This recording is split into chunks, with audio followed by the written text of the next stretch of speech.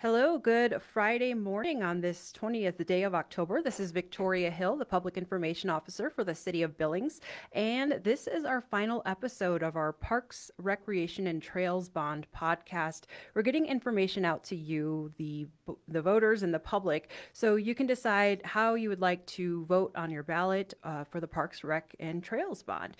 You should have gotten your ballot this week in the mail. They went out on Wednesday. I know I got mine in the mail yesterday, so going to get that filled out and turned in here. You do have until November 7th to get that returned to the election office. Just make sure that it's actually physically in the office by November 7th. You can't mail it out on November 7th and count your vote. So today we do have two guests with us. Once again, we do have our Director of Parks and Recreation, Mike Pigg, and then we also have our Recreation Supervisor, Kory Thompson. Good morning, and thanks for joining us, guys. Good morning. Good morning. Good morning. All right. I'm taking the opportunity to address a lot of the concerns and the questions that people have.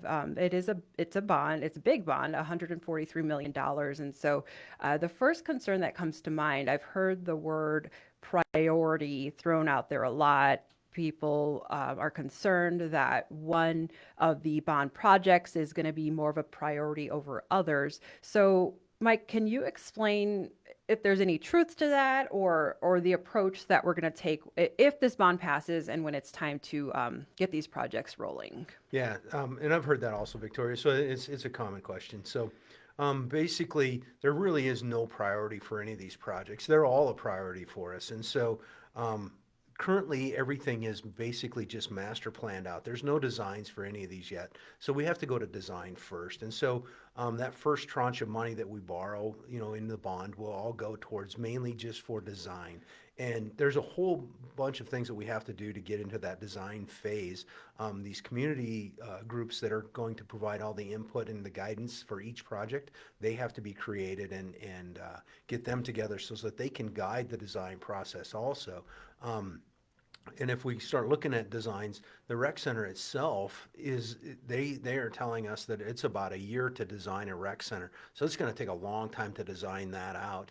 I think these other projects can be designed a lot quicker. So I would imagine we'll see a lot of these projects get started before we see breaking ground on the rec center.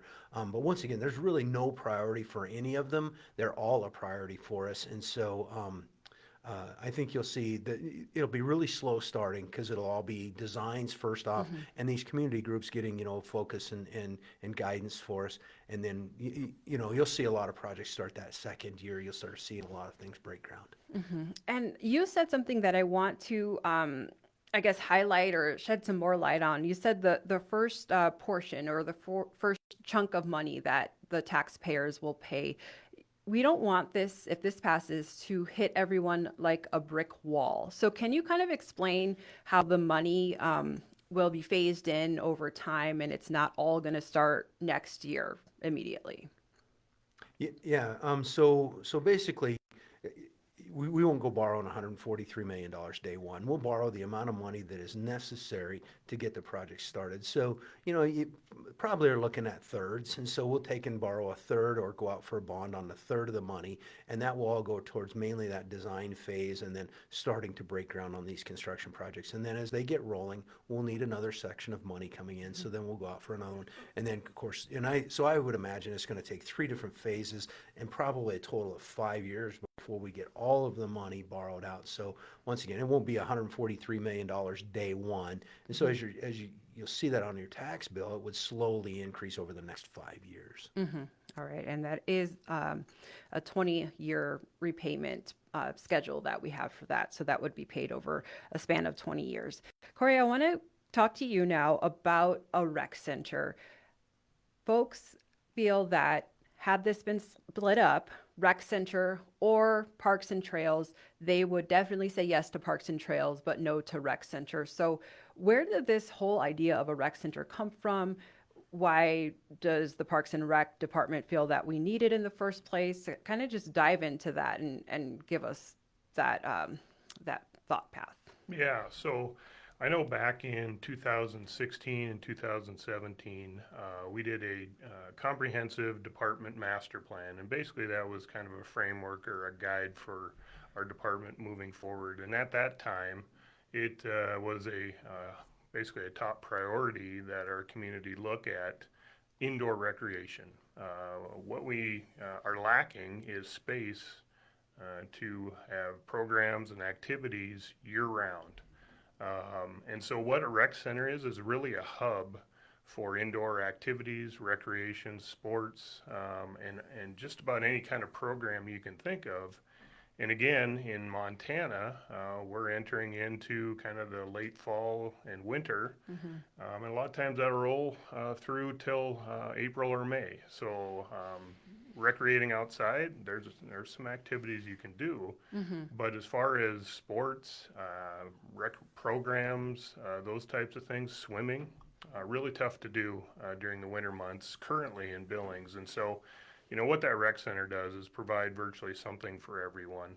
The design, again, goes back to many years of community groups, community meetings, survey results, and it identified kind of some key components.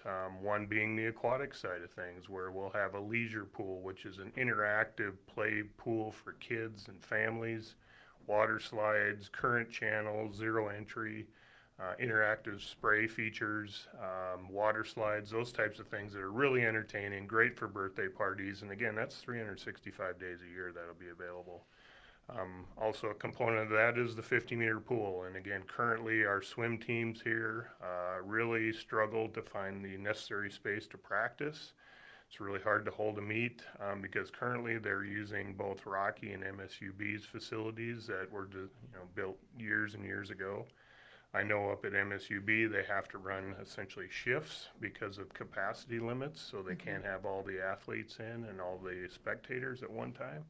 So again, that's just going to provide a huge opportunity for the competitive swim teams. And again, it's not just going to be all competitive swimming. There can be kayak lessons, there can be a water aerobics, there can be scuba diving. So again, it'll just provide a large aquatic space for a multitude of activities.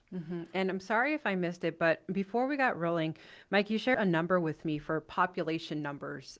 Where should we be at with rec centers in Billings right now? Yeah, Victoria. So their national average says for every 50,000 residents, there's a rec center. So any town that's around 50,000 people would have one rec center. So technically, Billings should be building their second rec center. And I think that kind of gets reflected back into this building having so many amenities in it because we don't have that first rec center that we should technically have according to national standards. I think Kory did a great job touching on all the amenities of this. I think the one thing though is the ice. Think about ice skating in July. Well, we'll be able to do that now. If you're a hockey player, you'll be able to play hockey come July and August, where currently. With Centennial being in the condition that it's in, I don't know that Centennial Ice Arena can support that. So I think that's going to be a huge benefit too. I'm not a huge skater, but man, I might take it up in July to cool down. It'll allow room for them to expand too. And it won't just be hockey, it'll be figure skating and curling and essentially all the ice sports. The two sheets will allow for that, those ice sports to grow, whereas currently there's only one ice sheet. And then just real quickly, the facility also includes 4 full-size basketball courts, and those are kind of the collegiate-size courts. But what we looked at and the community groups looked at in the design process was how many of the smaller youth size or junior high, middle school size courts can we get in there? And so currently there's 8, and then that will hold a lot of teams for practices. Obviously tournaments would be a great location. And again, it just won't be basketball. It'll be basketball, volleyball, indoor soccer, pickleball. Again, sports courts are huge.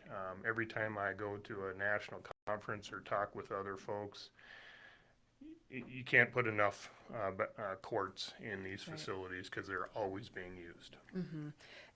Back on the ice really quickly here. I don't know how to ice skate. Can you guarantee me there will be some of those ice walkers that I can get on the ice with so I don't slip and fall. Yeah.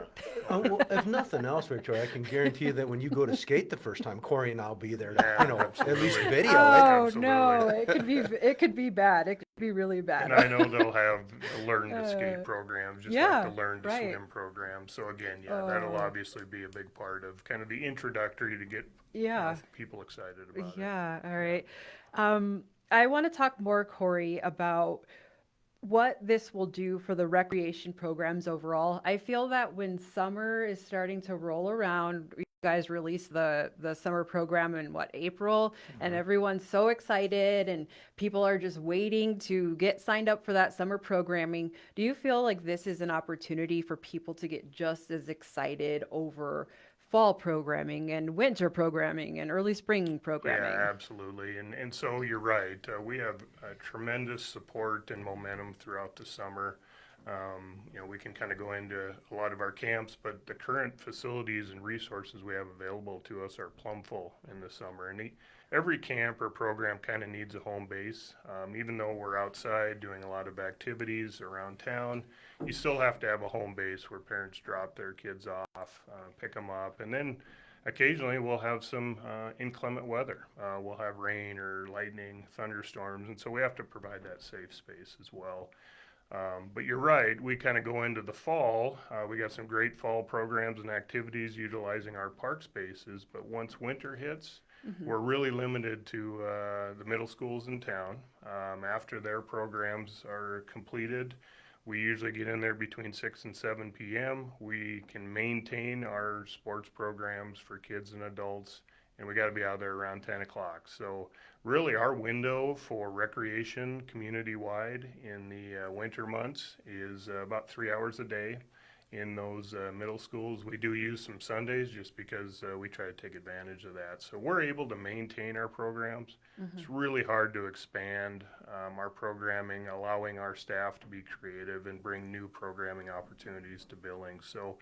So what the rec center will do, and then maybe even more so, when we looked at providing recreation throughout town and activating different parts of town, these community centers, I think, will be again, kind of a branch hub for recreation, again, year-round.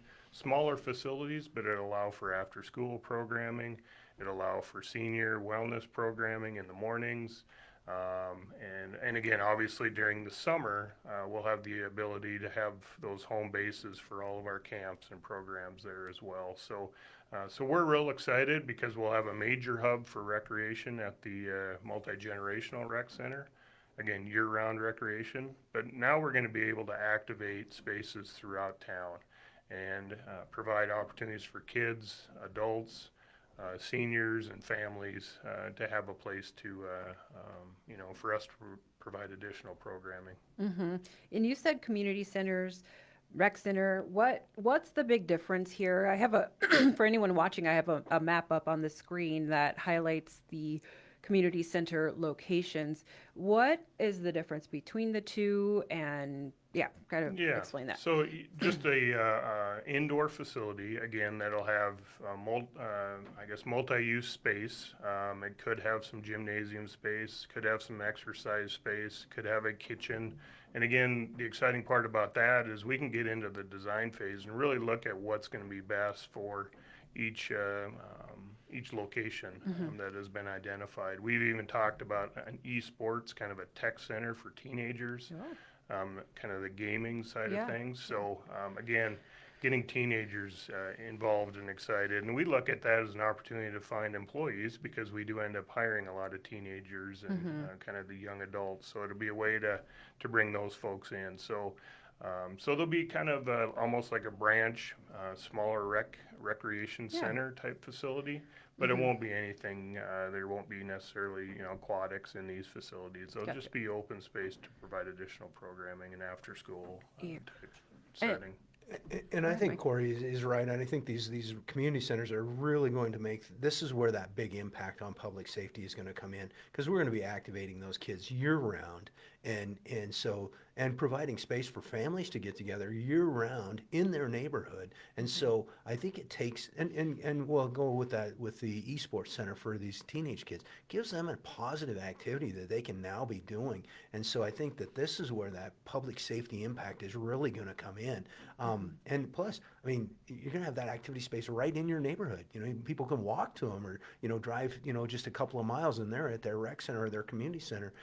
So I think these are going to be huge for enacting or for activating the whole community on these community centers, and talk about an impact on Kory's department. I mean, he currently runs 1,000 kids through 2 small little buildings, and now we're going to have 5 buildings that he can operate out of. Absolutely. I mean, that's 5 times the space. You know, we're getting 1,000 kids in now. If he has 5 times the space, are we offering 5,000 kids an opportunity? I mean, I think this is fantastic, and I'd like to touch a little bit more on that if I can, with the Partners for Parks program and how they're raising an additional $25,000 a year that will go into the scholarship fund. And so now kids that are, you know, underprivileged, or even adults and seniors that are underprivileged and don't have the finances to be able to, you know, go into these spaces, well, we're going to help offset those costs for them, including going into the multi-generational rec center. So I think when you look at it, we're truly activating this whole community in a way we have never had the opportunity to.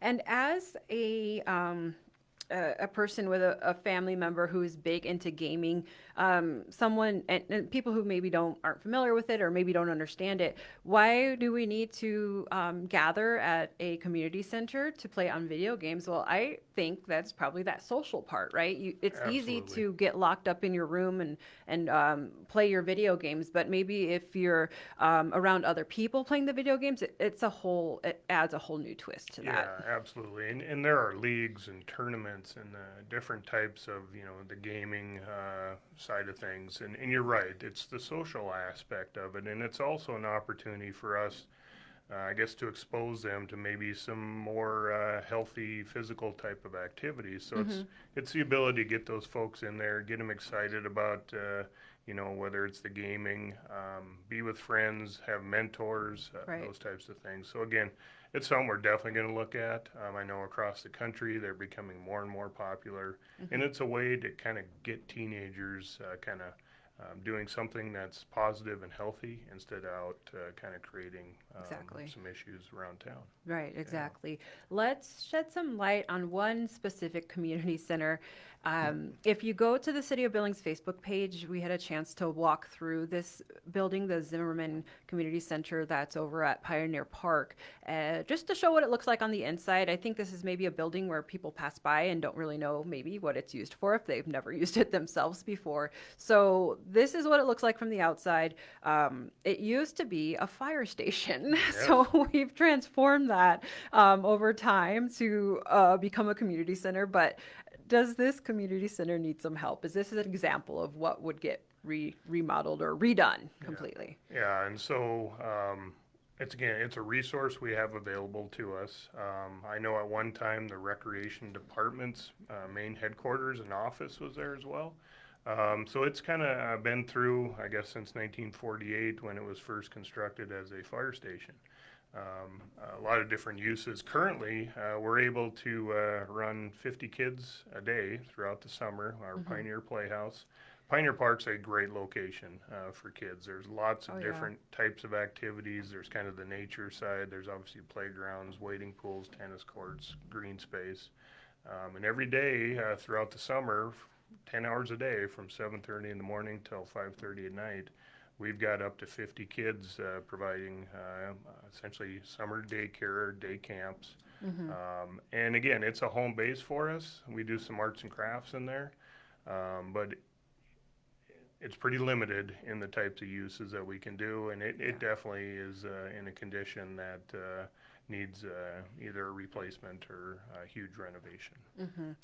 Well, thanks for answering all those questions. We're on quite a roll here. I'm going to say we're going to break the record for our Parks and Rec podcast series that we have going. The rest have been like 15 minutes long, but that's all right. We're not limited. I don't have anywhere to go. Do you guys have anywhere to go? It is a nice day outside. Oh, okay, And okay. that's where we like to go. I And that's guess. Okay. Well, let me now talk about, speaking of outside, one of the, I guess, misconceptions I heard was that if the rec center were to be built, it's going to be, of course, located by Amon Park. The question is, well, how many soccer fields are we going to lose to the rec center? Which one of you want to address that and debunk that concern? Yeah, so I've heard the same thing, Victoria, and it's not true. The city of Billings a few years ago purchased the land that's kind of in between Dairy Queen and the Amon Park, and so that's where this community center, rec center, will be built. And so far from detracting from the soccer fields, I think it's going to add to them because it'll bring additional parking to down there. It'll bring additional restrooms to down there. So as there's a giant soccer tournament going on, now that facility is open. There'll be concession stands in there, all sorts of activities that kids could then go in there and utilize. Shower facilities. The Amon Park has no shower facilities. Kids could go in there and utilize that. So I think if nothing else, it enhances what's going on soccer-wise, and it does not in any way take away any soccer fields, and doesn't take away any of the parking, any of the amenities that are currently offered at Amon Park. And in my opinion, it adds amenities to that facility, which the soccer community will utilize a lot. And when we talk about Amon Park, I feel like the word parking just goes hand in hand. Anytime I bring up Amon Park, somebody brings up parking. What is that realistically going to look like? Is it, I know you just said it won't take away from parking, but it would ultimately add more parking spots, either if someone's going to use the rec center or some of the soccer fields? Yeah, so there definitely is going to be an additional parking because we can't build a building of that size and not provide parking. And so parking is always valuable down there, and this will add additional paved parking spaces. And so if you think about it, I don't know that if you're like in the wintertime, we're holding a hockey tournament. Well, yeah, we'll utilize some of Amon Park's parking, the Amon side, but then in the summer when there's no hockey tournament going on, Amon could then use, as they have a soccer tournament going on, they could use the multi-generational parking lot. So Right. I think it goes hand in hand. I don't think that we're going to solve the parking issue down at Amon because it's just such a draw. And, Yeah. it's really our only facility that's like that. Once again, probably should have another large facility like that in the city of Billings to spread that use out. But we don't have that, so we get all down there and jammed up. But I think everybody has a little bit of patience, and if we time things right and spread the events out, I think we can all get along but by no means is this going to take away from soccer. I think if nothing else, it's going to add to soccer. Yeah, I made the mistake. I was trying to get to Cabela's one day, and I went up the street by Amon. Never doing that again in the summertime because that was insane. I probably added an extra like 10 minutes to my trip because that is like a whole little traffic zone of its own when there's soccer going on. So before we wrap up, I want to give both of you the chance. Anything else that you want to say or address, things that you're hearing that you want to throw out there so when folks go to fill out their ballot that they can make the best decision for, just on their opinion. So as you know, Victoria, I've done a number of presentations all throughout the community. You run my schedule, and so I you've do. always got me busy. The one thing I think we miss in a lot of these discussions is all of the parks, all the trails that we're adding, and the Yes. trail component is huge in this. And so I'd like to emphasize that. And I think, if nothing else, the Stagecoach Trail alone is just going to be a huge asset to this community. To be able to go from the new Skyline Trail, which is just now getting completed, and then be able to pull that down to Rimrock. And so now there'll be a safe way to go down that. We've all driven up Rimrock and had a bicycle go, be along the side of us and find out what that does to traffic. And it's not safe for them either. And there is no way to foot traffic up and down that. So I think that'll be a huge thing. And then also they call it the Yellow Jacket Trail, which is going to run alongside of 27th. Yeah. So now we're bringing downtown up to the rims, and so I think that that's a huge component. Another one, and I'll keep going on this, I guess, is the tunnel underneath Highway 3. So all those trails are going to kind of converge there at that roundabout at the top of Zimmerman. But how are you going to get across that highway to get onto the inner belt loop trail? I mean, you're going to have to cross a major highway. And so being able to put a tunnel underneath that is going to be a big thing. Being able to bring downtown traffic down to Colson. Now we're going to activate Colson Park, which, I mean, a lot of the citizens in Billings don't even know where Colson is. Well, we're Right. going to bring a trail down there now. Plus, there's some funds in this bond to update Colson Park. And so there's a whole trail system down along the river that now we're going to attach downtown to. And so I think if nothing else, we're getting a lot closer to that marathon loop of, tying the community together. But it's key components that I think we're adding that need to be there to tie downtown to the rims and to the river, and then also be able to safely go from downtown and from Rimrock up to the rims. So that's one of the things I'd like to emphasize. I don't think we've touched on nearly enough is the trail Exactly. component. Yeah, and another part of the trail system is when you think trails, most people will think cycling, running, walking, but there are people in our community who don't have a means of transportation that, they don't have a car or maybe they don't have a bicycle and they need to walk to places. So this trail system will benefit them just as much as anywhere else. Driving around Billings, when I see people walking on foot, carrying their groceries on, a path or a sidewalk that wasn't there last year or a couple years ago, I think about them when I think about the trail system too, and not just the person who's maybe training for a marathon or what's that other one? Iron Man or something like that. You know what I mean? So this Yeah. is just really for the whole community. It's not just for those extreme athletes. It is, and I drive across the airport road a lot, and I see a lot of families utilizing that trail. On a nice day, even in the winter, we plow those all winter long, and so those trails are always accessible. So on a nice day in the winter, I'll see a family utilizing that space. What a great way to spend the day, beautiful view, and you're getting out in the fresh air, and you're getting a little physical activity. So I agree. And I think we try and make everything as ADA accessible as we can as we design and build these things out. And so like you say, I think it's available to everybody, and it just provides one more component to that, activating this community to make it all safer.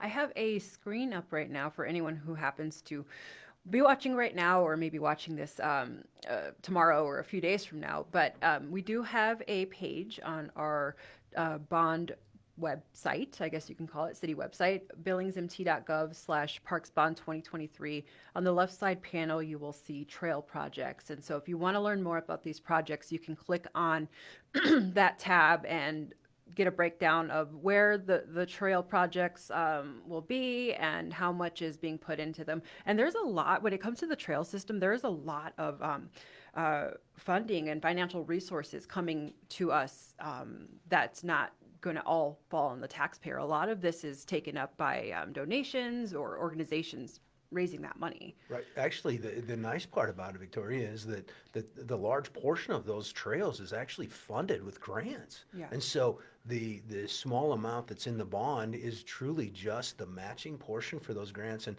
like you even pointed out, there's a lot of money that's been raised, through TrailNet and places like that to help offset some of those taxpayer costs. And so, I think of all the value that we get in here, the trails are probably the biggest value that we're getting. 'Cause Right. the majority of that is offset by bonds, but just bringing a huge asset to this community. Huge. All right. Well, Kory, is there anything else that you wanted to add, or you knew I was coming to? Yeah, I did. Anything else that you want to say I at all? stole all the good stuff from you, so. Well, and I guess I would just add that this is an opportunity for folks to invest in parks, recreation, and trails. And again, it's for kids, it's for families, it's for adults, and it's for seniors. So all ages have an opportunity to increase their ability to recreate, for wellness programming, for family get-togethers, because we didn't even really talk about the parks and all the improved amenities Right. that this bond issue would do for Castle Rock Park and Centennial Park and Poly Vista Park. I'm sure I'm missing Well, a couple. the West End Reservoir, I mean, West yeah, End, right? We didn't even talk about that. I mean, one either. we could go on for another hour if you want, Right. Victoria, because this is what we love to do anyway. So, but yeah, there's so many amenities that are coming, and Kory's correct. It's multi-generational. It's the one opportunity this community has to invest in itself and you know, into the future. You know, this is going to affect generations to come. That's exactly right. And all those projects that you mentioned, again, can be found on the website. So if anyone wants to dig a little deeper, see the potential projects that could be all part of it, they can find that on the website. Well, I want to thank both of you for being here with me today. And yeah, we doubled up on time from all the other podcasts that were done this week. So congratulations. But again, anyone who lives within Billings city limits, register to vote. You should have a ballot in your mailbox by today or even this weekend. Get that filled out. You'll also see a race for city council. You'll have two options there for each of the 5 wards, and then depending on which ward you live in, and then also municipal court judge. So you can get your research in for the candidates and make your pick and get those ballots in by November 7th. But if you have any questions, you can visit our website, billingsmt.gov/parksbond 2023. And there is a questions tab that you can click on and you can fill out a form. Be sure to include your own email address if you would like us to respond back to you. That email goes to myself, to Mike, to Kory, to Jake over at Parks and Rec. So you have a whole team of folks who will be able to answer any questions or concerns that you might have. And yeah, get those ballots in. November 7th is the day. Thank you for watching. Thank you for listening. And we'll see you next time.